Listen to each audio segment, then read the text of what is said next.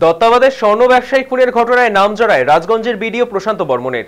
বিডিওর বিরুদ্ধে খুন ও অপহরণের মামলা রুজু হয়। আদালতে 26শে নভেম্বর অর্থাৎ বুধবার আগাম জামিন চেয়ে আদালতে আবেদন জানান প্রশান্ত। জামিন পেয়ে নব উদ্যমে কাজে ফিরলেন তিনি, অর্থাৎ পুরনো ফর্মে বিতর্কিত বিডিও। বৃহস্পতিবার রাজগঞ্জের বিডিও অফিসে তাকে প্রশাসনিক কাজে ব্যস্ত থাকতে দেখা যায়। বিতর্ককে পাশে রেখে জনসাধারণকে পরিষেবা দেওয়ার বিষয়ে নির্দেশ দেন তিনি।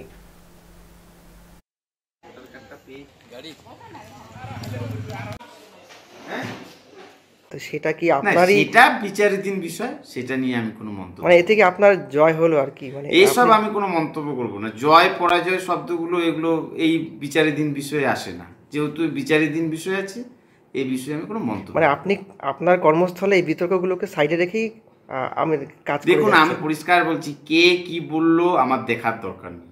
আমার কাজ জনগণকে পরিষেবা দেওয়া, সরকারের উন্নয়নমুখী পরিষেবাগুলো পৌঁছে দেওয়া নাগরিকদের কাছে আমার কাজ। কে কি বললো না বললো আমার কোনো কর্ণপাত করার দরকার নেই।